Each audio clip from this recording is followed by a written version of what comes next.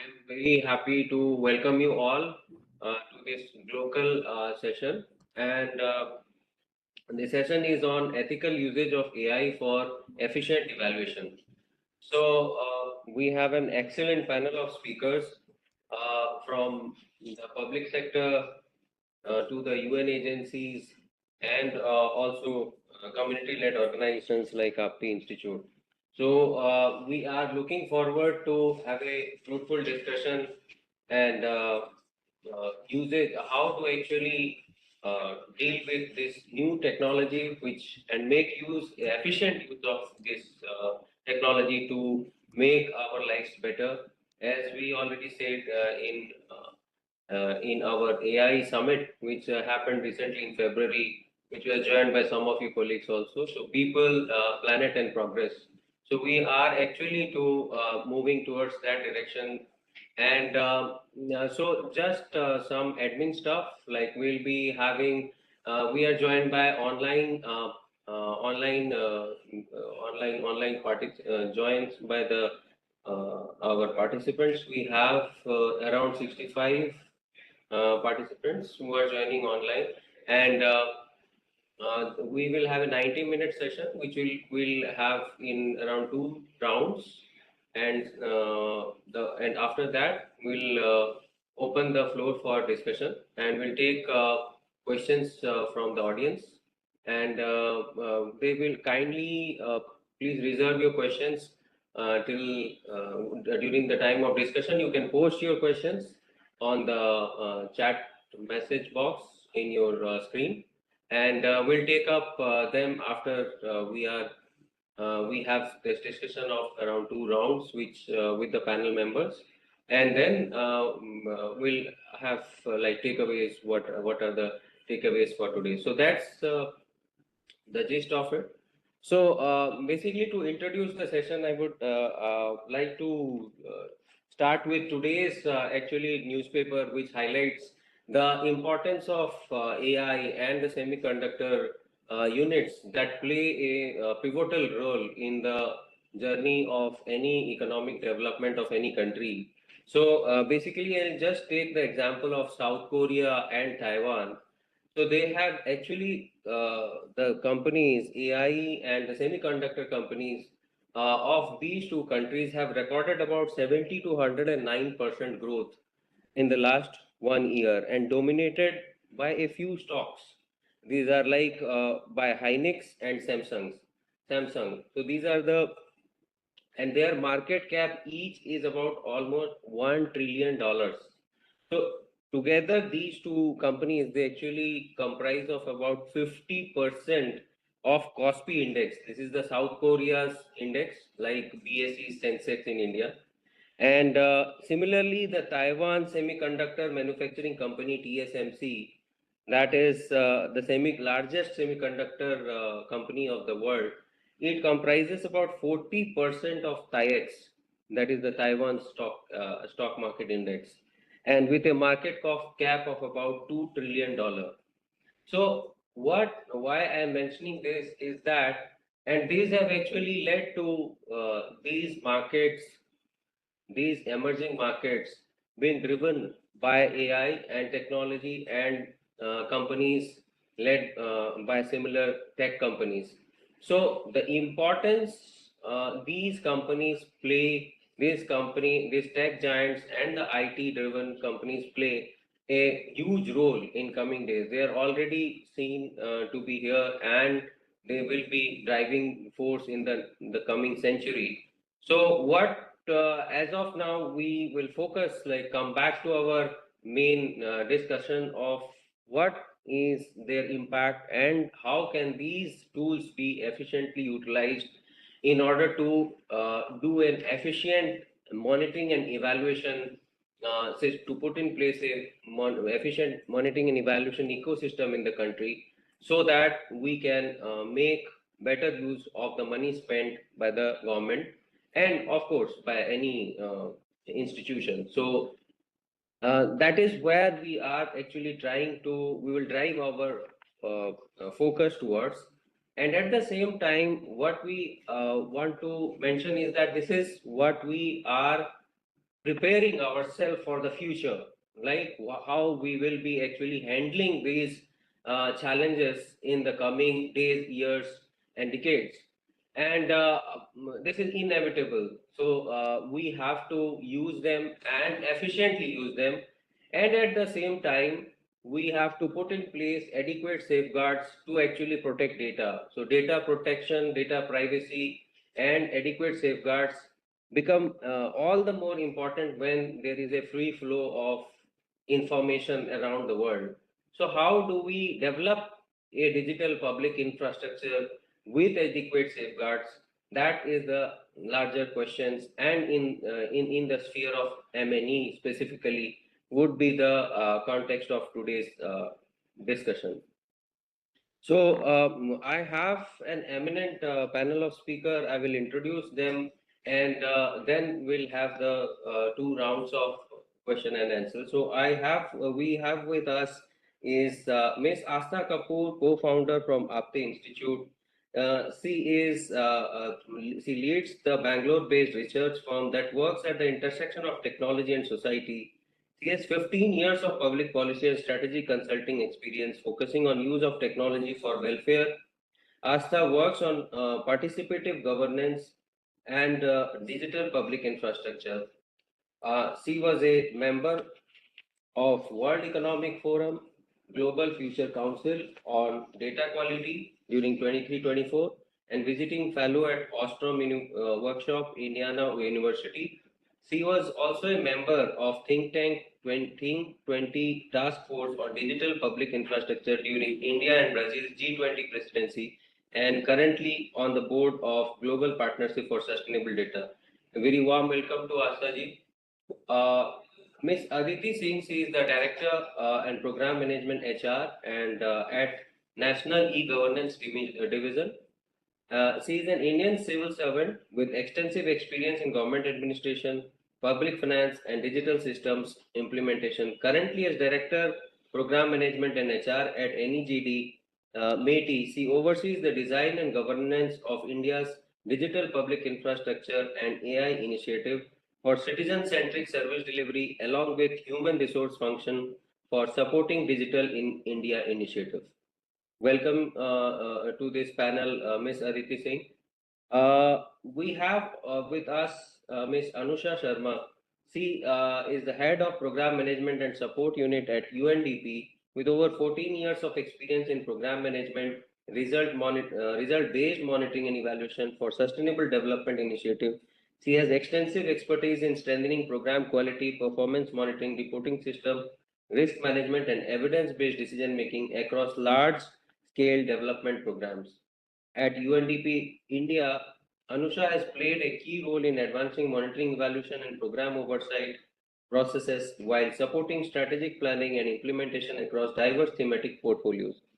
She has worked closely with the government institution, development partners, civil society organizations, and other stakeholders to enhance effectiveness, accountability, and delivery of development results. And last but not the least, we have Mr. Anup Sharma from he is TPO Evaluation Officer, AI and Data Analytics from IFAD. Anup is Evaluation and AI Specialist at IFAD's Independent Office of Evaluation, Paris. He has more than 7 years of experience in evaluations, operations assessment, and AI and data-driven analysis. At IOE, Anup is leading the integration of Office's AI strategy into evaluation process. So a very warm welcome to Anup and Anusha Sharma. So we have, as you can see, we have an excellent panel with us to discuss the very important question before us, and that's why the G Local theme is entirely based on AI this year. And we'll be getting to share experiences from each other. So, starting with the first initial thoughts process from your side, I would pose this question to each of the panel members with regard to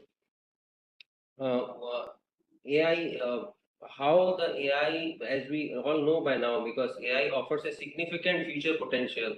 So as of now, we are dealing with this thing on a day-to-day basis, but at present, DMEO is also not using that much of AI in terms of evaluation, but we propose to. So as going forward, how we will be doing, and everybody in this community would like to know and are on a learning phase of the AI based evaluation. So how AI offers a significant future potential to strengthen monitoring evaluation system by enabling real-time monitoring, faster data processing, and predictive analytic capabilities. This we all know by now. To tap its potential, what are the prerequisites that the organizations involved in M&E activities should first have in terms of human resource, technical requirement, etc. Any other thing which you would like to highlight? From your institutional experience, what safeguards are required to balance M&E efficiency with data privacy and other ethical issues? I will first invite Ms. Asta Kapoor to present her views on this regard. Over to you, Asta ji. Yeah, thank you so much, sir, and really delighted to be part of this conversation. I wanted to start off by saying that, as you mentioned, there's a lot of enthusiasm about AI. We are, in the year of India's AI Summit. We've also, it's also the year where the Global Digital Compact is also being discussed, and there's the global dialogue on AI that's in Geneva. So there's a general global hype cycle that we are in the middle of, and therefore I really appreciate this conversation and the way it's been framed, which is, where is this necessary? What do we do to really think about this in our own context? I think that the MLE ecosystem that we are discussing today has always been very data rich, because data is, as we know, a critical part of the AI ecosystem. So I understand that this is a space that seems like a very natural coming together. But I also, and there are lots of opportunities, as sir you've already mentioned. There's real-time analysis that one can think about. There's also new kinds of data that can be used for analysis. So things like sensors data, or things, call logs, or more sort of newer kinds of data sources can be built into the MLE. So it doesn't need to be a more traditional MLE ecosystem that we've been thinking about, which is surveys and data collection and things like that. So that obviously there's predictive analysis, so you can forecast better. There's automated reporting, so things become much more sort of streamlined and efficient, because MLE has always been considered a very time consuming process, and this new technology actually sort of makes it very efficient and attractive as an ongoing thing. And then lastly, obviously, that we've also talked about this, which is like in the form of new kinds of data, but like remote sensing, satellite images, infrastructure development. So those kinds of things become a part of a much broader and holistic view on monitoring and evaluation. That is obviously the promise of AI in this context, right? But I think what we have to remember also is that it's not just the data part of it. These are also lived experiences. There are people, there's processes, there's the sort of everyday messiness of India, and that often is not captured by the data in itself, and a lot is missed, a lot is underseen, overseen. There's lots of issues around this. So how do we, as we embark upon this journey of using AI into the monitoring and evaluation processes, especially the role that the DMEO plays, which is to think much more about evidence around policy making. I think that we have to make sure that we don't move too far away from understanding, like, codifying human experience just as data values, but actually thinking about what human experiences mean. And in that context, I think that having having participatory ecosystems that are built as additive to the AI systems is really, really important. So and I don't mean in the form of enumeration, but I mean in the form of ensuring that communities have a say both in the type of data that is being collected about them. So is this, because there is this sense that more data will mean more insight, will mean more analysis. And so, how do we make sure that communities who we are working with have a say in what data is being collected? I think what we've realized is that that there is a sense that there is an increasing awareness around the collection of data, what it's being used for. And I think keeping involving people in that process is really, really important. The second is obviously, which a lot of work is being done around the evaluation of the quality of data, the authenticity of data, those kinds of things the community needs to be a part of. And then the third is also to constantly be in an iterative process around the results, especially when we're thinking about what does we are making predictions about things, we are making assessments about from that data, and ensuring that that is being constantly iterated with the community who this data impacts is really, really important. And there are systems through which this has happened. We have done some work in the past with communities that have been doing fishing, for instance. A lot of data is being collected through sensors in lake farms and things like that. How do we make sure that the data on productivity of the lake itself is not being misused? And the only way to do that is in conversation with the community. We also, and my last point on this is that we also have to think about the value from this data, because we think of MLE, and this has been a long time question, it only as something that is useful for the people who are like in the government, watching the expense of resources, the impact of schemes and programs, sort of going towards evidence-based building around the policy making. But I think what we really, really need to think about is that, as I mentioned, this is the data of the community themselves. So what value do we give back for this? I can take an example which I cite very often, which is a little bit different, maybe not as different, but we've built the portion tracker because we want to track nutrition in India, right? And that is a platform that collects data through the Anganwadi workers and ensures, because nutrition is obviously a really big problem. But what we don't have is a way to flow that data back to the mothers, because so it becomes an extractive experience where mothers are constantly asked this question and Anganwadi workers have to fill it out, etc., etc. But how do we make sure that there's a mom interface for that, so that the value of data is also being translated to the giver of data? And there are different ways to negotiate that. As I mentioned, the interface at the user level is only one part of it. But if we give value of data back to communities, that also adds perspectives on accountability, it adds perspectives on transparencies. Why should the dashboards only be for the government? It should also be for the community. So yeah. Yeah, you actually hit the nail on the right place. Actually, this is what we actually need, basically participatory evaluation and actually data, as you rightly say, it is not only for the government, it is coming from the community and should also be available to them for making decisions. So community for the people, by the people, and from the people. So so that is what basically participatory evaluation would also lead to. And I will now invite Ms. Aditi Singh for her remarks on this question of prerequisites and safeguards. Over to you, Ms. Aditi. Thank you so much for the question. So I'll briefly tell a little bit about NEGD. So NEGD handles various digital platforms like DigiLocker and Umang, as well as Portion Tracker, which was just referenced. And I'll be very happy to pass along this feedback to the Portion Tracker team that maybe we should have a mom interface as well. With respect to coming back to the question, which is when we look at M&E and when we look at AI, what are the prerequisites involved and what kinds of safeguards are needed?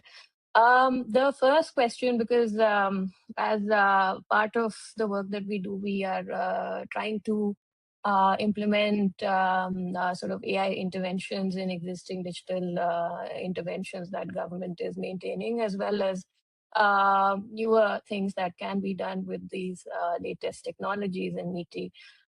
So one of the things that we have observed in across government as well as outside is that data readiness basically precedes AI readiness.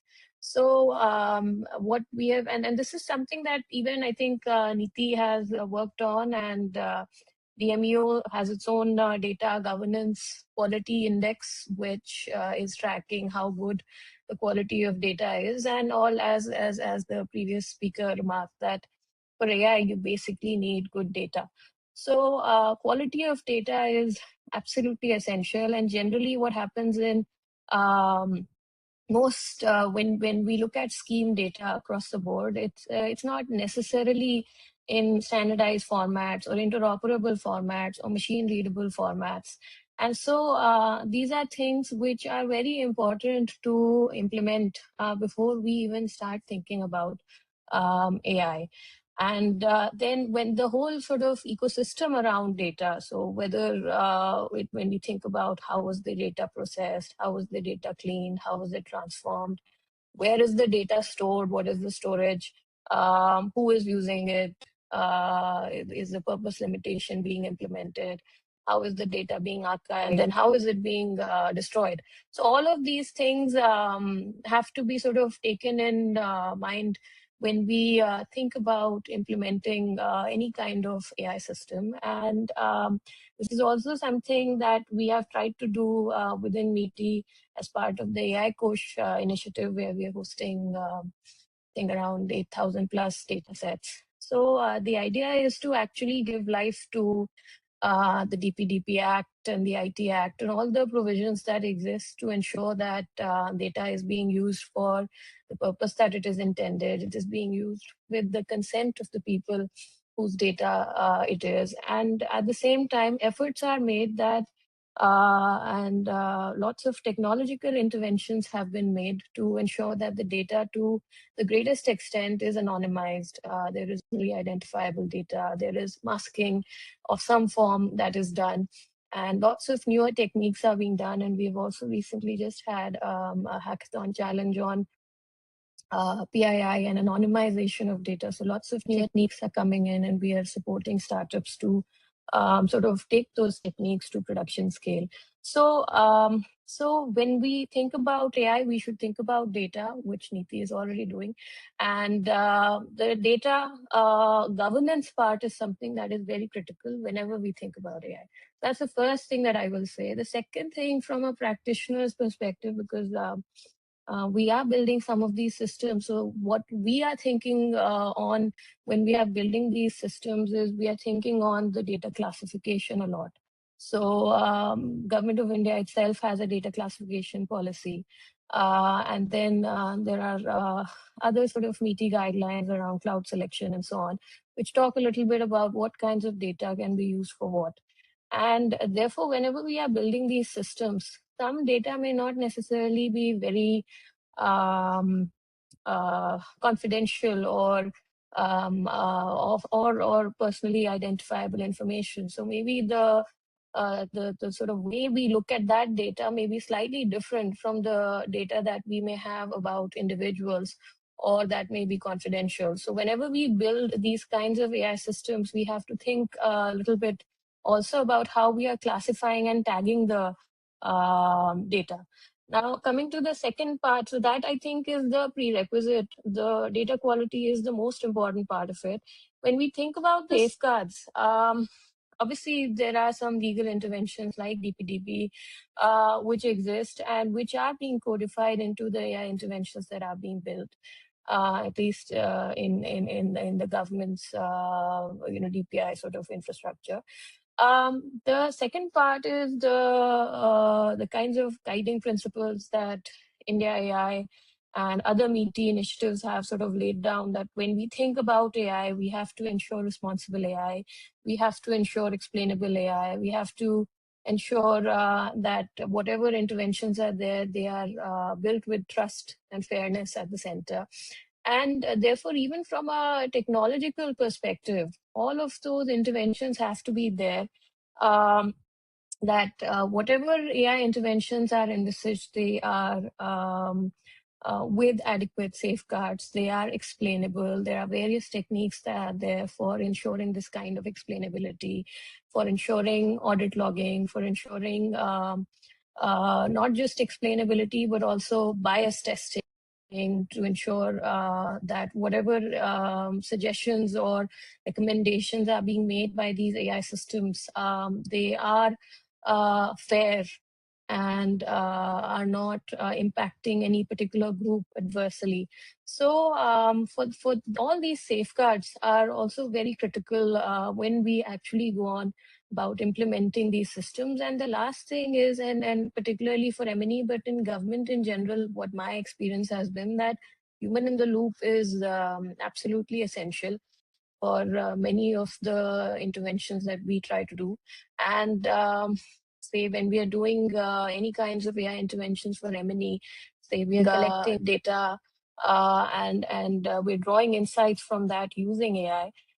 So then in those cases, I think whatever insights are drawn, these systems are limited, and therefore whatever humans are involved, they have to definitely sort of take the final decision, and for which even capacity is an essential part of the process. Thank you. Great, thank you very much. So we know, if we have to have good quality data, so garbage in, garbage out should not happen. So we have to have the quality data and have data governance in place, and as to bear various safeguards in terms of legal guiding principles and to check biasness. So very well said. Now we'll move on to your opening remarks, Anusha. Ms. Anusha, over to you. Thank you so much, and thanks to NITI Aayog for giving us this opportunity to share our experiences on this very important topic. I would like to start, of course, I would like to second my fellow panelist, Aditi and Astha, when you spoke about participatory, participatory and in the age of AI. Now, when it comes to the prerequisites for any organization that would like to leverage AI for monitoring as well as evaluation, I would like to point out 3 points, and you've already spoken about it, Aditi, as well. One is a very strong data foundation. So if you want to really leverage AI, one is very strong data foundation, because the AI systems will rely upon the quality of data. So how good that predictive analysis is basically depends on the quality of your data. And when we're talking about the data governance frameworks, I mean how standardized the indicators are, how interoperable information systems are, and who has the access to data, who is collecting the data, where is the data coming from. So I think these are very important points. Firstly, whenever we want to talk about leveraging AI for evaluation, it's a very important element for digital public infrastructure and service delivery. We are coming from the experience, our decade-long experience with the Ministry of Health and Government of India on developing, electronic vaccination networks, the whole system of even COVIN and UVIN, and we understand how important this governance framework is. And I mean, it's important also because you also need to see whether it is reliable, it is high quality, and also it is timely, responsive, and representative. So these are some of the very important elements when we talk about the data governance frameworks. The second thing I want to also highlight is when we talk about, again, leveraging AI for evaluation, it is very important for any organization to invest in human capital as well. Because alongside sort of M&E expertise, organization would need staff that will have skills in data science, digital technologies, AI literacy, and also data governance. So it is very important also for the project managers or for the program managers or the scheme managers to have, and even the decision makers to have that kind of capacity and also the understanding on what are the opportunities and limitations of these AI generated insights or outputs and how do you apply them responsibly. So that's something that the organization would need to invest in.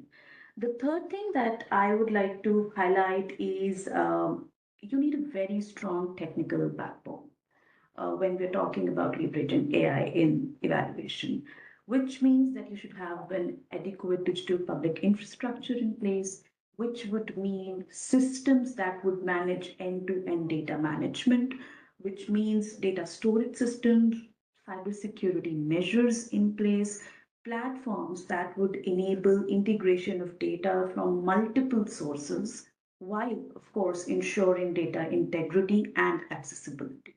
So these three prerequisites I would like to highlight whenever an organization would like to leverage, of course, AI. When we are talking about safeguards, and one thing that was also the guidance of the UN evaluation group norms on ethical use of AI is it should, all these efficiency gains should not come at the expense of ethics, privacy, or trust.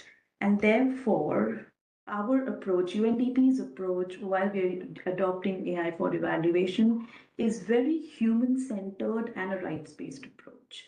And which, of course, so this would, ask the organizations to have very strong data protection and privacy measures, which includes informed consent.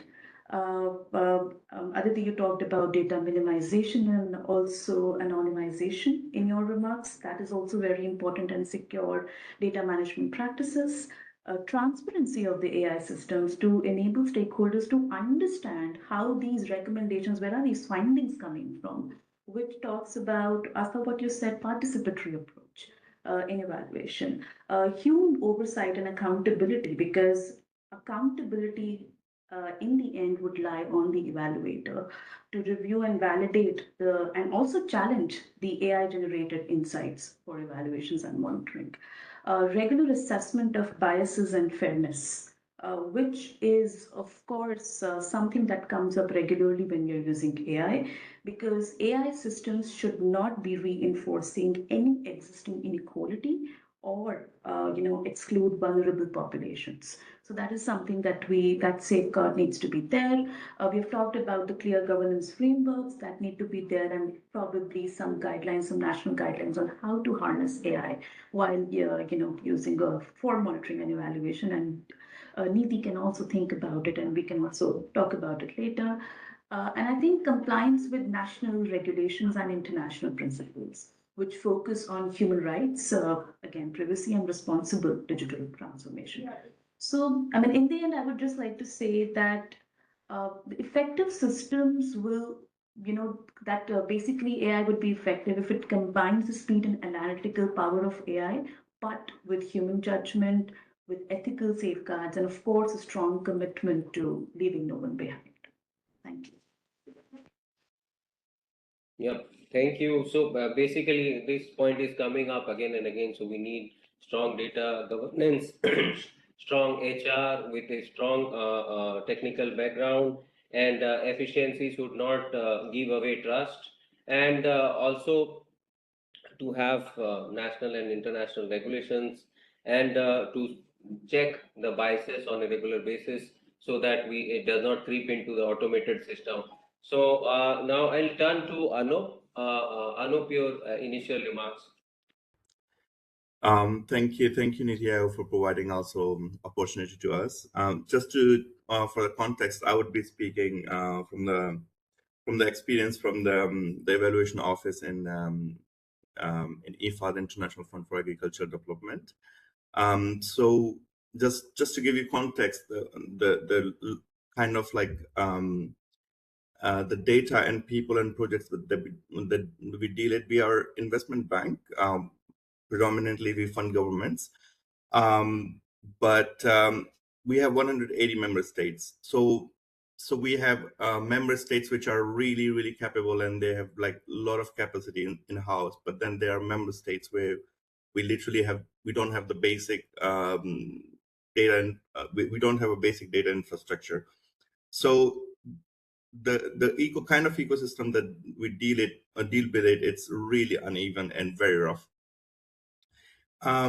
So from our experience, going back to the prerequisite, as Anusa and Aditi they said before, that it should not be started from just because the technology is available, because the AI models are available. We need to think, do we really need it? If something can be done without artificial intelligence, why do we need? Because I know it's trendy. Their offices, they really want to integrate AI just because it's AI, it's fancy, it's trendy, and it's really. So that's the first thing, that first prerequisite I would say that we need to have. Then second a second thing that I would like to highlight would be the ecosystem. When I say ecosystem, is the availability of data, good quality of data. Then do we have access to the infrastructure? Because in our cases, we are really small, but we have really bigger responsibility. We are like 50, 70 people, but we need to evaluate 180 countries. So our hands are really tied, and also in terms of like budget, people, and also the accessibility of the services. Do we have in-house skill? If not, how are we going to deal with it? Do we have sort of like a governance in place if we are going to use the third party services? And then the large but not least, last, I would say also the accessibility of the models, because there are member states which they would agree for one type of models, but they would not agree for other types of models. So do we have access to the different AI models that we could let's say make every member state agree? So that's also a very difficult challenge. But maybe in case of the country specific, it should not be a problem. But in our case, it's a really problem, because some member states wants to prefer some models, and some don't want another one. Then another prerequisite, I would say, that the ability to build capacity. So how quick? Because if you build AI systems and integrate data and AI together, can it survive? Do we have capacity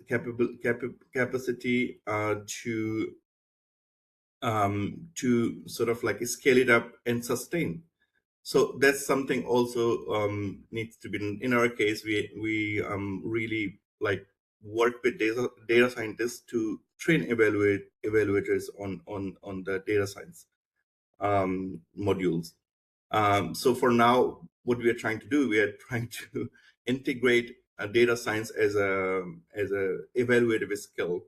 It used to be separate, but now we are going to integrate within the team, the ecosystem.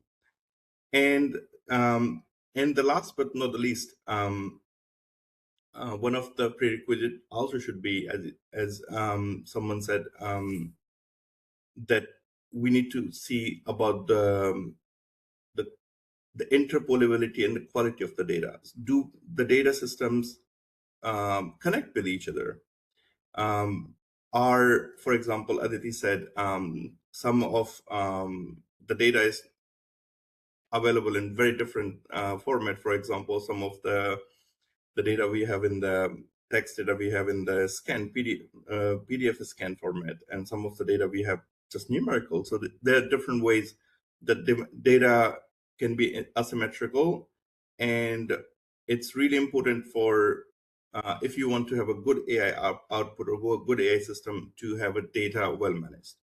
So that's sort of from the prerequisite point of view. When we come to the safeguard, we follow the UNEG and ECG ethical principles. So basically, UNEG is the the group of all the United agencies evaluation group, and ECG is part of the evaluation cooperation group for the multilateral banks. So IFAD is in a unique position where they have to comply with both standards. But usually we do this, the fairness, the accountability, privacy, and also the transparency and accountability. So in terms of safeguard, it's we are guided by those principles. For example, for the privacy, we always anonymize the beneficiary information. We do not also from the interviews or from the reports, if there is a personal identification information, we remove it. We always use public documents. We do not use anything which is internal and sensitive so far, because we are also not allowed to. And so these kind of things. In terms of transparency, we we document every process that what we are doing to make those systems, and how every prompt, every system architecture, how did we fine tune the model, how did we created the whole ecosystem. But also, like when evaluator or consultants, they use the chat GPT or even the random AI models, we ask them to write acknowledgement for whatever they're analyzing or using it for. So the transparency is the key here. But one thing that I would highlight most is the accountability. Accountability should be lays on the evaluator, because in the end it's you who's making decision. So this goes to also the validation. So we have validation frameworks in place. We do have the checks and balances that how we can use, where we can use AI and where we cannot. So in our office, we have created this whole ecosystem, and honestly, it started from super basic, like 4 or 5 years ago, but we have come across so far. We have come far away from all those things. Thank you, Anup. So, bringing the point of accountability basically actually brings back to the question that efficient evaluation with ethical usage. So, you need to be the person who is actually finally making the calls, have to be and writing the reports and bringing out findings and recommendation based on the usage of some of the AI tools have to be made accountable, and that's very true. And I will come to the very fancy things. Though you have said that do we need it, but you yourself are building AI bots, and also I will come to those fancy stuff in the second round with to you. So now coming back to Astaji. So basically, you have been involved in the community led data creation, and your organization is also working on community based projects. You have already mentioned about your project related to phishing and how to use the data with regard to that.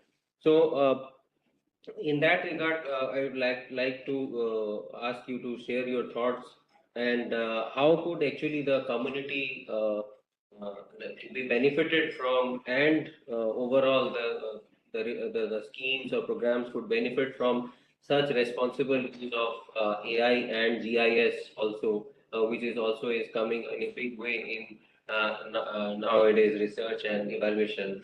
And how do you think these evaluations will improve improve the results, data accuracy, and the ability to inform policy alternatives? Over to you, Astani. Yeah.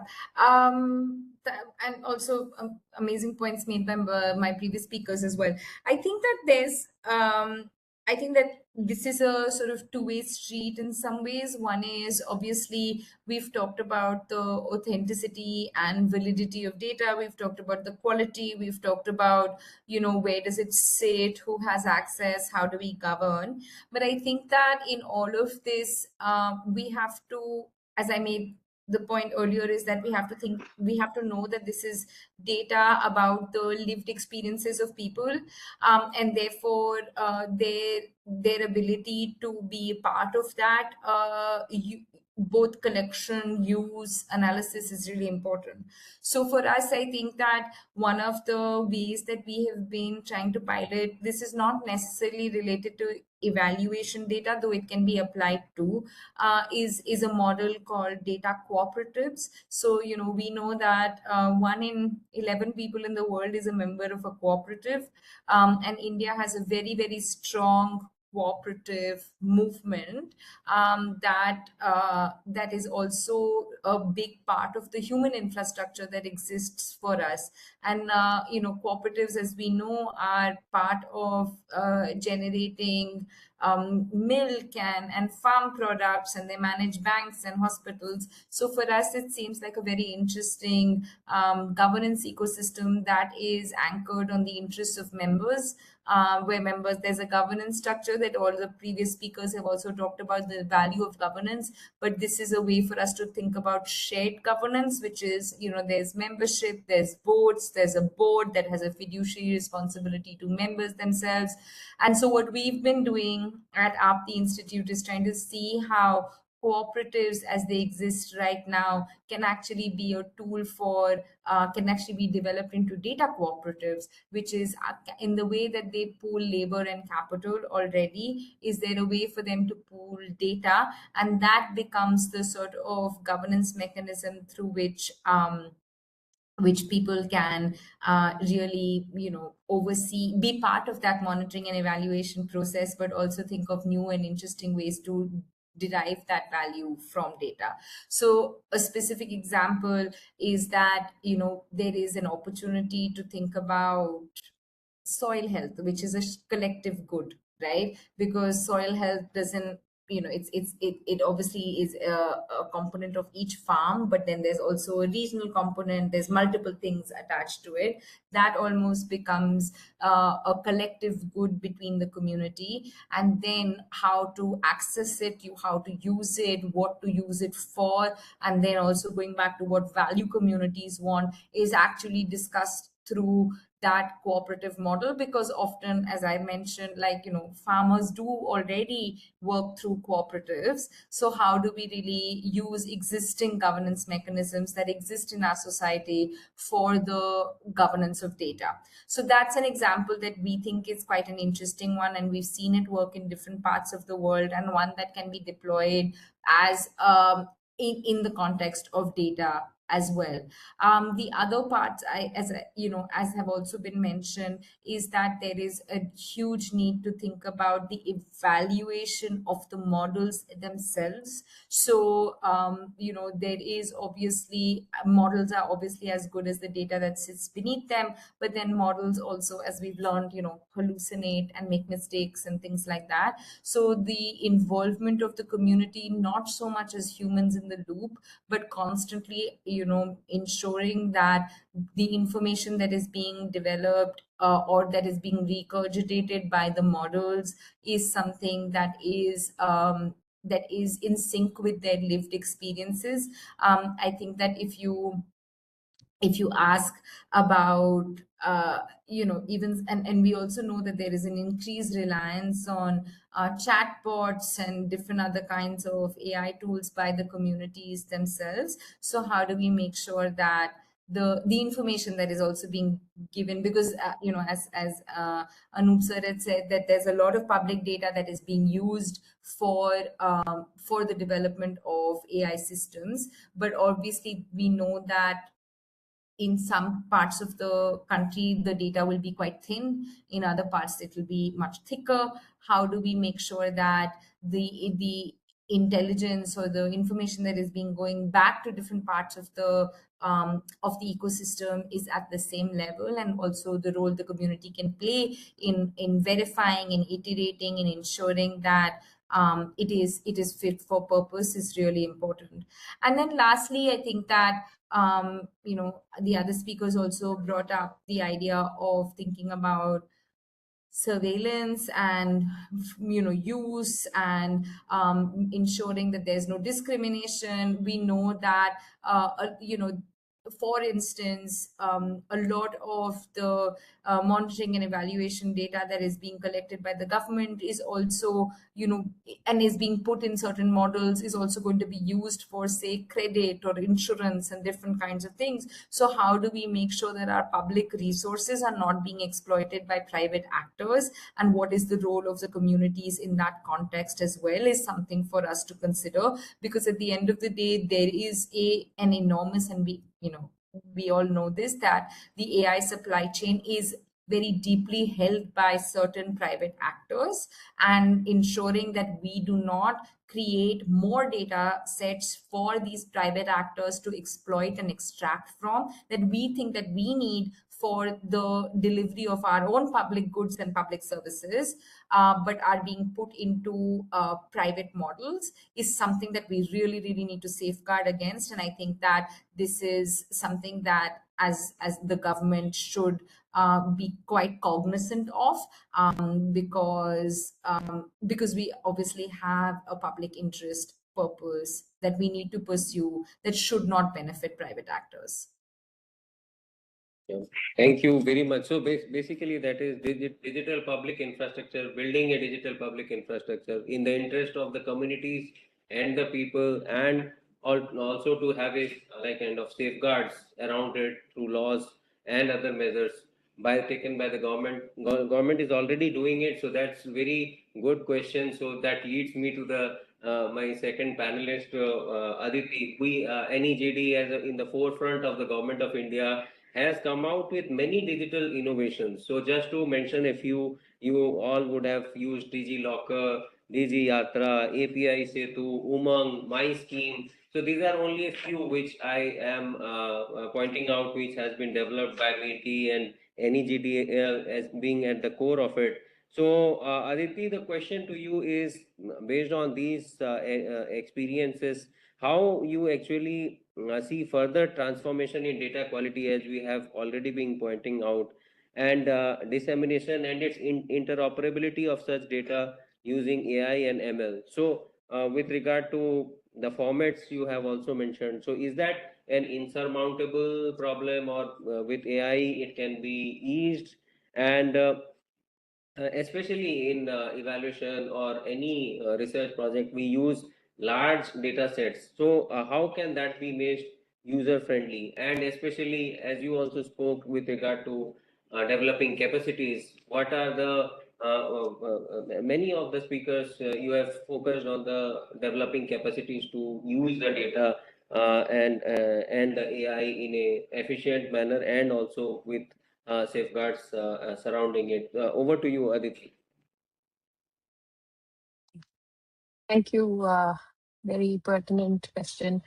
So I'll just sort of try to break it into two parts. One will be capacity, which I'll address in the second part, and the first will be what kinds of transformation can be done with respect to, I think, data collection and interoperability, and what I think the last one was evaluation, as I understood.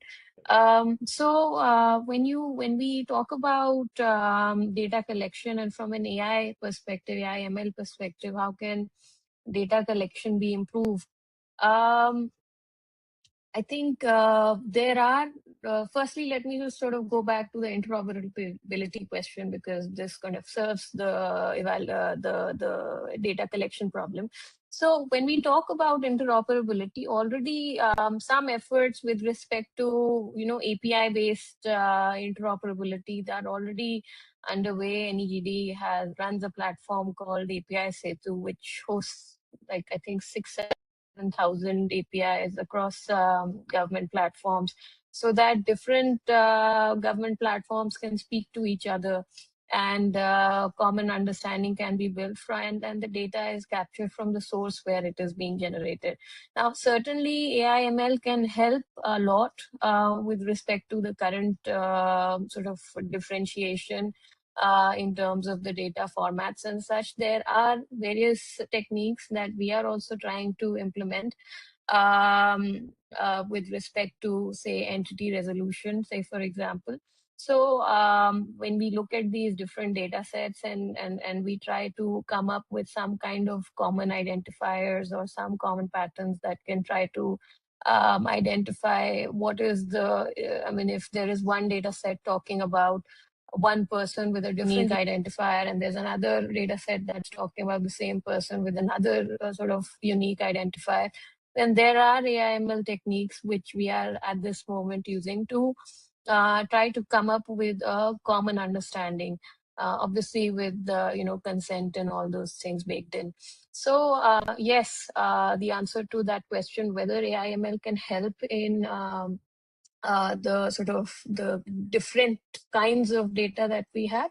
Yes, there are various techniques, and we have started working towards it, but we should more actively work towards it so that, especially when we look at monitoring and evaluation, when NITI is looking at a scheme, if all these data sets talk to each other, then we may have at a very granular understanding and a very sort of multi-sectoral and multi-scheme understanding of the final person who is being impacted through these schemes. So that is on the interoperability front. Now, when we talk about data collection, so can data collection be improved? So I think one of the speakers said that how currently data is captured, it's generally through surveys and interviews, and there are lots of physical documents involved. So yes, of course, we can definitely build sort of AI-based interventions that can capture all these disparate reports, and you can run OCR on them, and you can try to make them machine readable, and so that the final sort of understanding that the evaluator is needed, that understanding can be drawn through an assistive AI intervention. So that can be definitely done. So when we are trying to come to a conclusion or come to some understanding about impact of intervention, so we can sort of try to connect the dots between different kinds of reports and different kinds of survey data and different kinds of physical documents. And all those can be taken in together to form a more composite picture of how things actually are at the field level. So yes, that's on the data collection front. And when we think about evaluation, it's connected to the data collection part. I think one of the first interventions that maybe can be done is that because there are so many different kinds of reports that are being generated, and sometimes because of resource constraints and just the voluminous nature of these documents, it can be hard to reference them again and again. So we can have assistive AI systems that can query these reports and a sort of grounded RAG kind of AI intervention, wherein the LLM part is only for drawing the inference, and the actual data set is, and the actual knowledge base is kept separate, and it's interpretable and it's explainable, and you can really understand where and from what piece of data that conclusion was drawn. So that's on the evaluation side. Now, coming to the second part, which was capacity building. I think across the board, not just for those who are involved in M&E, but I think across government, we do need to do a fair bit of capacity building when it comes to thinking and working on AI. And I was very interested in learning about the IFAD framework, which Anup sir just mentioned in his comments. And we'd be very happy to see it. But when we look at all of the different levels, so when we look at the decision makers, they need to understand what can AI realistically do, what can it not do, so that the problem statement and whatever efforts are being made, they are being made in an informed fashion. And then the people who are actually using these tools, whoever is the actual policy person in DMEO or who is using these tools, they should be made aware about what are the hallucination risks and where AI goes wrong, and how to sort of look for citation, how to obviously use the system well, so prompt engineering and all these things. So yes, even the person who is the user of these systems, they will have to be trained about the limitations as well as the abilities of these systems. And then obviously whoever is sort of working on the technical front, because this is such an ever evolving field, so whoever is building these systems within NITI or outside, or I mean, just in any organization that is doing this kind of work, those people also have to obviously stay sort of abreast with what is happening in the field, because many of what we consider as useful techniques or say explainable AI or responsible AI, all of these techniques are evolving every day, and we are getting a better understanding of how we can work with these otherwise black box systems. So those are my remarks. Thank you. So basically, we need capacity, developed capacity, and humans who are actually the personals, the HR who are actually using this AI, either in evaluation or anywhere else, also have to be well trained, and also these models also need to train. At the same time, human HR also needs capacity needs to be developed.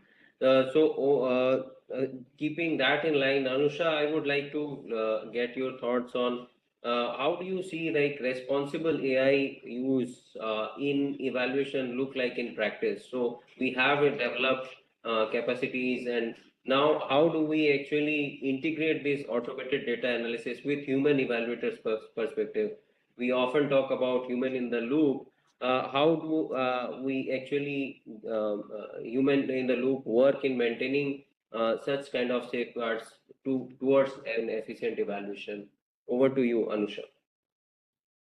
Thank you for this question. So, I would say, of course, responsible AI is not just simply introducing automation into the evaluation process. It's more than that. It's about using AI to enhance the quality, to the timeliness, and also the utility of the evidence, while preserving the evaluation core principles of independence, of impartiality, the credibility, transparency, as well as human rights and ethics. So, from my experience of the UNDP programs across the country, uh, evaluations often involve large data sets, large volume of data sets, and these data sets are coming from project reports, these are coming from surveys, these are coming from focus group discussions, these are government data sets, these are also coming from various knowledge products. Now, AI can, of course, help you improve the efficiency by helping the evaluators process this knowledge and information.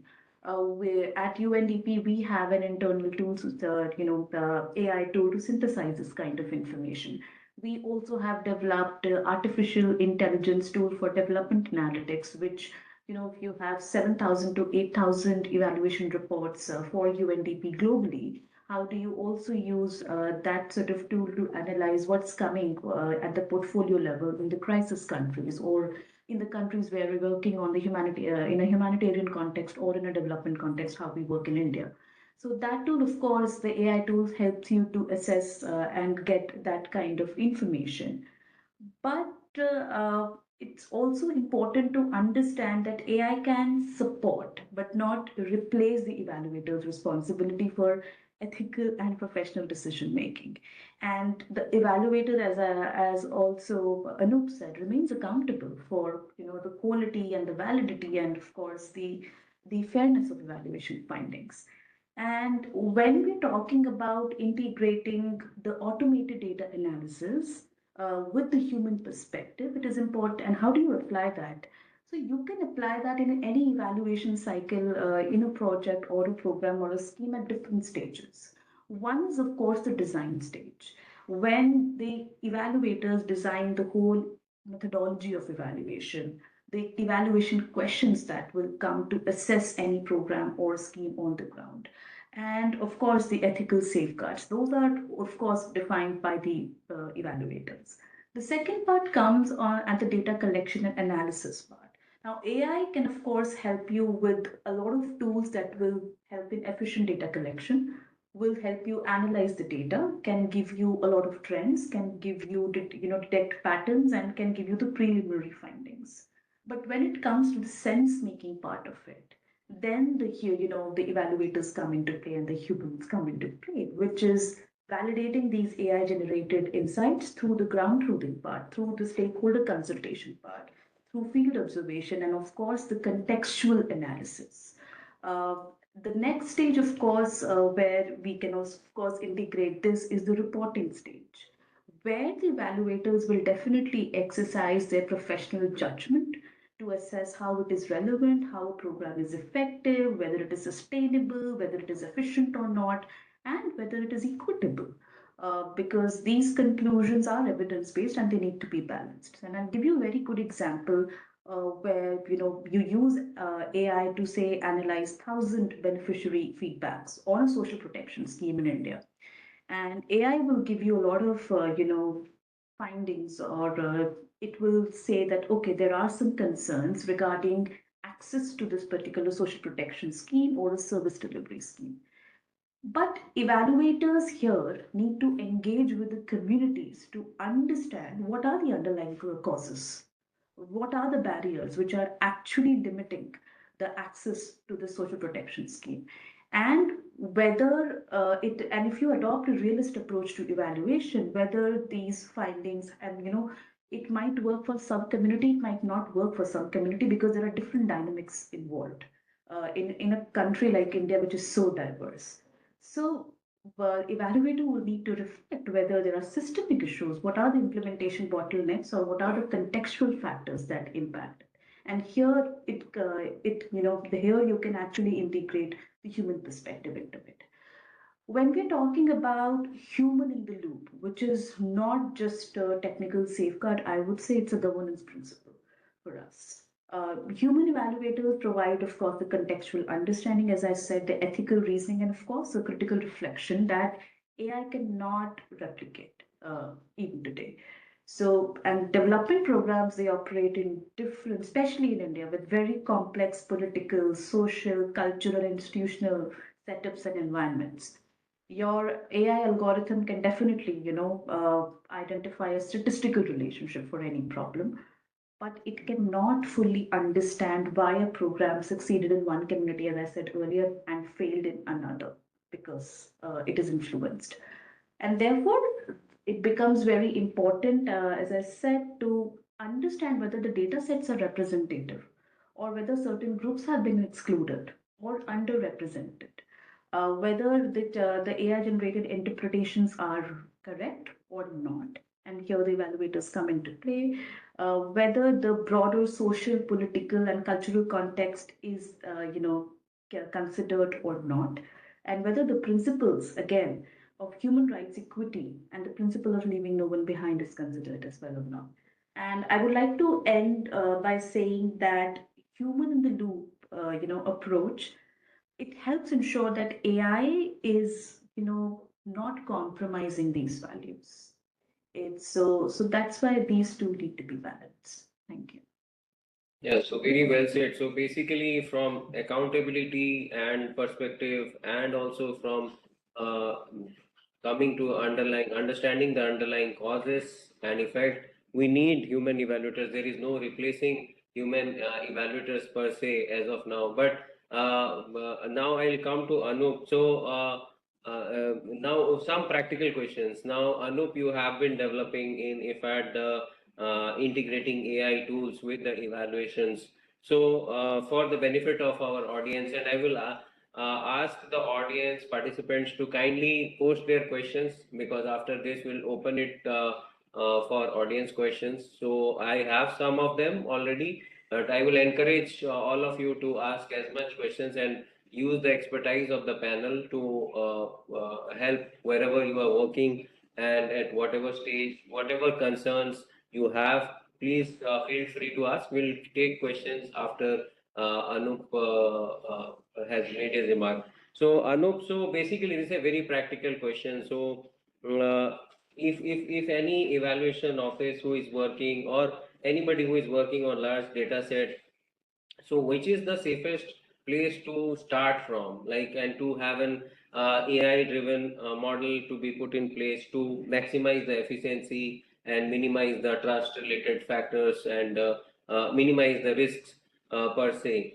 So in short run, very specific question, in short run, if you say in 3 years time you want to build an institution which can actually have skills, data system and governance in place to have AI generated kind of evaluations or AI driven to some extent, and which would be the best place to start with? What would be the basic rubrics required for developing an AI based model in a short period of 3 years time? That is my short period. You can tell me what short period is for AI. Over to you, Anup.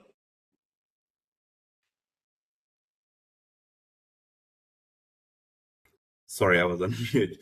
No, thank you. So no, just to also responding to you previously there about the chatbot. I mean, the chatbot that we are building or we built is mostly used as a librarian, not necessarily as like the chatbot to synthesize. So basically, the idea is that we have this librarian who has read thousands of reports that we have, and if we want to find something, okay, like let's say, oh, what are the main problems in irrigation processes in Southeast Asia? So the chatbot should be able to sort of indicate, not necessarily make a conclusion, but indicate the where you would find these findings. Having said where to start, it's a very interesting question because in EFAD we do not, or in IOE EFAD evaluations, we don't really use AI for smaller evaluations like the project evaluations. We don't necessarily use artificial intelligence. We use AI when it's more complex, the scope is bigger. For example, like the corporate evaluations or organizational evaluations where we are dealing with like 400-500 projects and then we have like thousands of documents to read. So the easy or like the safest place to start, I would say we should go to the classification. For example, in our previous evaluation where we were doing the corporate evaluation of EFA's commitment to the member states, we had 470 projects, and we needed to classify the non-lending activities. When I say non-lending activities, I meant what is our work in in capacity development, what is our work in the policy influence, what is our work in the knowledge generation and knowledge dissemination. So the activities which has nothing to do with investment, and they come on the top of the investment. So we sort of classified all the reports, let's say the text from the reports in the different these different non-lending brackets, and it was really helpful because otherwise we would not, like, evaluators would never read 600 reports given the time that they have. So the real efficiency here is the work that could be done. Let's say that just text extraction that would have taken at least a month. Now we have that in a few days, because few days you need to build the system, few days you need to validate, and you need like some time to run the system. So that could be the starting point. Another thing that I could see also, the interview analysis, like especially for the bigger evaluations when you have 600-700 interviews, it's really hard to code and go through all the interviews. So the idea could be like, for example, we use a chatbot, especially for sort of like the verify the claims, the common trends, and also the triangulation. Like, okay, we have this finding, but what does this other interviewers have to say about these findings? So it's easy to sort of like triangulate the claim that we have. And of course, it's a knowledge grounded, so it gives you link to the interview timestamp. Now, having said this is like easy to start. What I would avoid was like provide automated rating, of course, any recommendations, and sort of like high stake predictions. For example, the predictions in terms of like, okay, this based on the data, the project is success or not success. So these kind of things we try to avoid. And you asked me in terms of next 3 years what we are trying to do. So we are trying to build AI in these 3 components. So first is by 2029, all the projects should have leveraged AI in a way or other. So that means that we need to work backward on the data, the integration, the data collection. But we have to work with the management because we don't necessarily collect the data, or we analyze the data which is provided by the IFAD management. So we have to going backward. We also have to communicate this to the management. Then automate the processes, but that does not necessarily mean the evaluation processes. Of course, like for example, the data collection, especially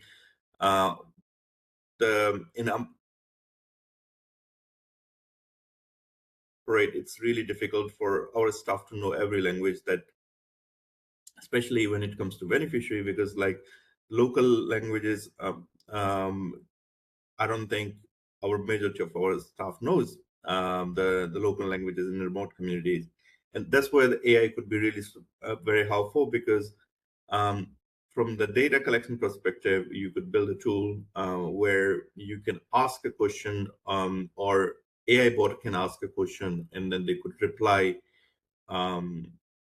in their language, and then it could be transcribed in English or the evaluator's preferred language. So these kind of tools then, but also not necessarily the tools for evaluation, but also for the administrative tools which help AI. For example, communications, newsletters, or the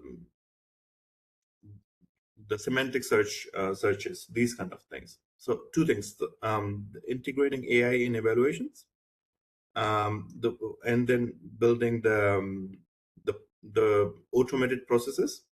And the third component would be building the ecosystem. When I say ecosystem, I meant skills, governance, and then not only governance, but also partnerships, like building partnerships with the different UN agencies and governments to learn from each other, how they're doing it, and what we could learn from you and what you could learn from us.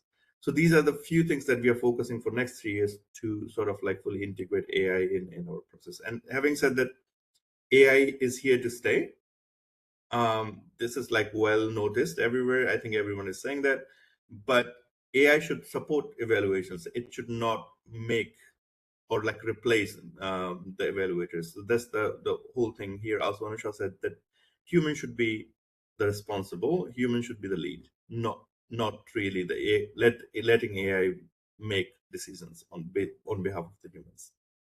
So with that, I thank you for the question. Yeah, thank you for the very elaborate answer. So basically, where we do not lend it to human judgments, where human judgments are require recommendations, it should be like human evaluators. So gradually, maybe we will codify how which are the functions that can be offloaded to AI in evaluations, and which are the functions which that they say learning by doing. And of course, the processes part, wherever we can bring in efficiency with the AI tools, we should do that. And as already Anu pointed out, certain features like communications, like bringing, synthesizing the documents, interviews to be interpreted, and contextually finding what is matching in terms of the findings you have already have, the sentiment analysis. So all of this could be done, and where we can actually pull in the AI tools to help us and make the evaluations efficient. At the same time, having proper safeguards for not hindering into the privacy of any data systems. So we have some, in fact, we have many questions in from the audience. I have very limited time of about 10 minutes, and so let's see how many questions we can take from here. So can you project a screen? Kindly. Yeah, kindly share your thoughts. This is from Alok Srivastava. Kindly share your thoughts on role of AI in ethical and efficient processes for selection of evaluation agency consultant, as it has a lot of implication on the quality of evaluation undertaken and findings shared. So this is about, I will take a couple of questions and then maybe we can share. And government departments, this is from Manoj Narayan. And government departments process large volume of secondary and administrative data that often remain underutilized for decision making. How can AI be leveraged to automatically analyze these data sets and generate concise analytical reports, including trend analysis, comparative analysis, anomaly detection, forecasting, and identification of intersectoral linkages? For example, impact of rainfall patterns, agricultural, etc. So yes, given examples also to support evidence-based policy. What are the available AI tools best suited for evaluation? That's a generic question. How AI can help identify challenges in data governance and rectifying it? How government institutions ethically and legally delegate the execution of public UN evaluation framework to a privately owned AI system without compromising public trust, data sovereignty, and democratic accountability, that is putting safeguards. This is question is based on long experience of evaluating. This is by Manoj Kumar Mishra. This question is based on my long experience of evaluating GOI programs. M&E involves multiple stakeholders, including planners, implementing agencies, the targeted beneficiaries, and above all, common citizens and taxpayers. Then there is a political leadership. All the stakeholders engage with the programs at different stages of this life cycle. They often pass varying perspective and interpretation. This make evaluation very complex. Can AI handle this ethical issue? For example, sanitation program was conceived for behavioral change rather than toilet supply. Minimum support price was conceived as market intervention program rather than a program to procure paddy and wheat for the farmers. So, does METI use AI for annual performance appraisal of their staff? That's a great question. Maybe Aditi, you can refer to that. So, I think there are a lot of questions around it, and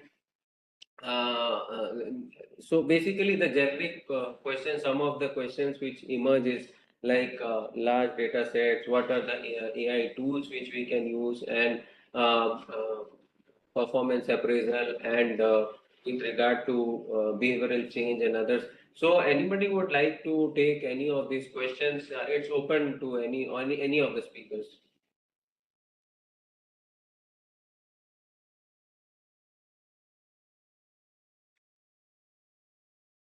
Aditi, would you like to? So maybe I'll probably answer the question that's addressed to Meeti, and I think that also ties with another question, which was about can AI sort of address these ethical sort of dilemmas that exist, and when you're dealing with these various stakeholders. So when it comes to the annual performance appraisal, no, MIT is at present not using any AI interventions because as we have discussed throughout, I think this panel discussion, that there are, we have to codify that what are the things that AI should do and artificial intelligence can be used for, and where human judgment should prevail.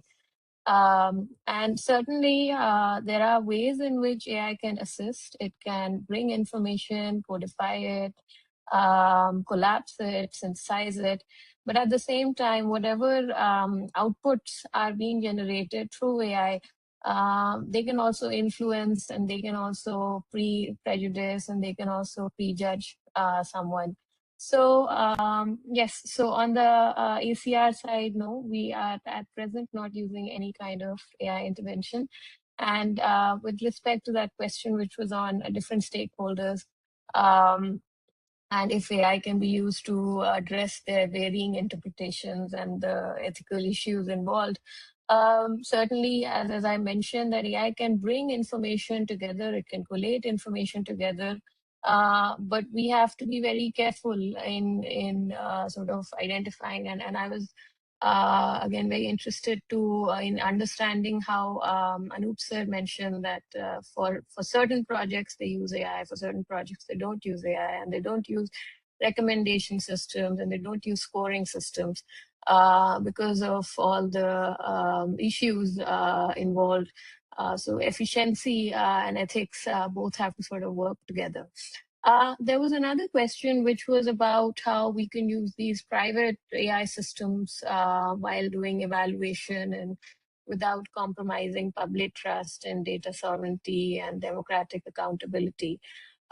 So obviously, if any department chooses to use a privately owned AI system, then all kinds of sanity checks need to be done, and all kinds of data anonymization and minimization measures need to be taken into account. But certainly, it is not necessary to use privately owned AI system. And any organization, there are various models that are available, which are open source and open weights.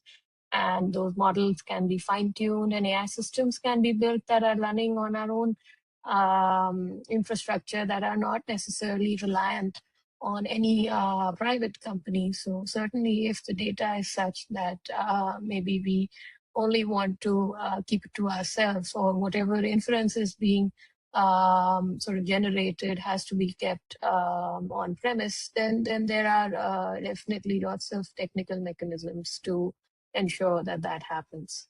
So I hope that at least some of the questions I was able to address. Thank you. Yeah, thank you, Aditi. Anup, would you like to take this administrative data question, which is like very pertinent also, that we generate a huge amount of administrative data, and there is a concern that it is underutilized. So is there can that be another starting point where we can actually work upon putting in place any AI tools to generate meaningful insights to inform policy governance?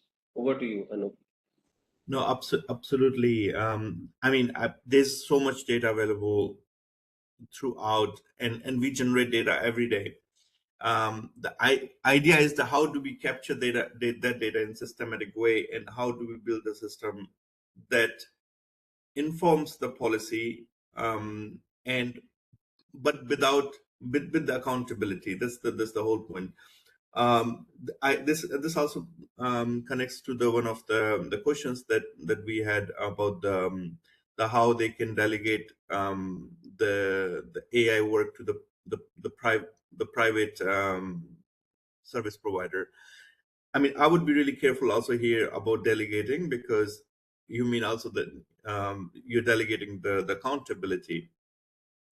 But having said that, I would be very concerned about, I mean, if I was to do that, I would be concerned about the data sovereignty, because we don't know where the data is being stored. Then we need to put the contractual safeguard to make sure that where that data is going, if that data is being used to train the models, and is it being used beyond the agreed policy information, or like the decision making, beyond the sort of like the agreed service. And then of course we can use the UN standards, the transparency, auditability, all these biasness, all these principles. So these two are slightly interlinked. So I would say yes, you could use this first in-house. If we cannot do it with the safeguards in place, we can use also the the private entities. But having said that, we would like in the AI India summit, the theme was the data sovereignty, and I think that's a huge part, especially for the governments. So maybe that would be one of the points to highlight there. Thank you, Anup. Any final thoughts, Asta ji, Anusha? Yeah, I just wanted to come in on this question by Mr. Manoj Narayan on, on large volumes of secondary or administrative data. I think it also brings out an opportunity to have a kind of, to establish an AI sort of tool for, or you can say AI for evaluation sort of sandbox where you can test these AI innovations for doing such portfolio analysis or triangulating the evidence or even doing some sort of synthesis from coming from these schemes from the evaluation of these schemes and programs for the government, which we have done, as I talked about the artificial intelligence tool for development analytics that we use in UNDP. It's also open for other users to look at, but that is essentially for UNDP programs with the government. How do you synthesize those data sets to do portfolio analytics? I think that can be used if you would like to, if NITI would like to establish that kind of, that's a recommendation also from our side to have that AI for evaluation sandbox. You can also think about having a national evaluation knowledge engine that brings DMEO colleagues, that brings state planning colleagues and also the M&E colleagues together to test these kind of and also share experiences. So these are two recommendations or concrete opportunities that can be done, answering to Mr. Narayan's question. Thank you. Asta ji, any final takeaways? Yes. You are on mute, Asta ji, you are on mute. Sorry. I was going to say, I think similar to what Anusha was saying, I think that I think both the promise of as well as the potential for harm of this technology needs to be understood. And I think what Manoj ji has pointed out in his question sort of like touches on that this is very potent and there are a lot of different kinds of data that is available, and how can we make sure that we govern it in such a way that the layering of data and of insights is not occurring, and making, as has been rightly said, that evaluations are quite complex. So I think that we definitely need to consider, we already have a DPDP for personal data protection, but I think there is also a need to think much more clearly about what does a regulatory ecosystem for AI look like as well. And I think that's a direction that the country will move in, which I think it is urgent and something that needs to be designed keeping in mind all the different use cases of this technology, which are quite abundant and very different from other types of governance. Thank you very much. We are stopping here with the audience question, as it's already 1:03. So we are right on time. And just to sum it up, so basically, first thing first, like, do we need it? That the need assessment, as Anup said, has to be there. That do we need AI? Where do we need AI? Which are the systems where AI can help us in gaining efficiency in doing what we do, especially in terms of monitoring and evaluations? How can we use administrative data more efficiently using AI systems? There are many use cases, as has been pointed out in the discussion, that the AI is a digital public infrastructure. This is a public good which is going to be used in the decades to come. And as I pointed out in my initial remarks, the companies which are invested in AI and other tech industries, they are actually leading the way, and there is no escaping this trend, and that this is what is there to be here. And we need to generate, so there are prerequisites which we need to follow. The data generation, the data quality of data has to be good, so that the AI can feed into it and provide us with useful insights. And Also, to some extent, it can help us in data collection and managing the different formats and bringing different things into a common place, unique identifiers and all, so that the data is from various places can be put together and synthesized. Also, we can use it for synthesizing whatever documents we have, loads of documents, as Anup was saying, complex documentation, many documentation where you require, you can use that. UNDP also provided where we can use it, portfolio analytics and others, where we can use it as a case scenario. Astaji pointed out about the community usage of it in the community context, and also to bring about regulatory insight and regulatory governance, and to put in place adequate safeguards. We already have legal safeguards around it, but as we know, this is a learning curve. This is a we are just at the beginning, tip of the iceberg. We are yet to we are scratching the surface. We will get to know it more and more as we go along, and understanding AI and using it and AI in evaluation, especially for this community.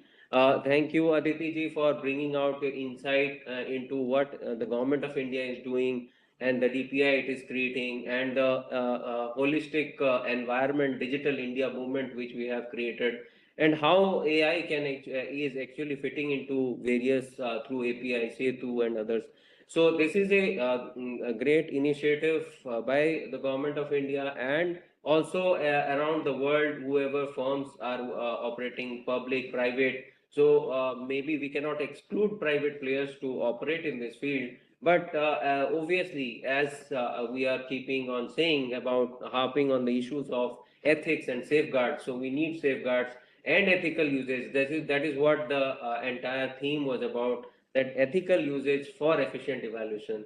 So I hope we have learned, I have personally learned a lot from this session. I hope this has benefited to the entire community, and some additional amount of knowledge you take from this session. Thank you very much for the active participation by the online participants.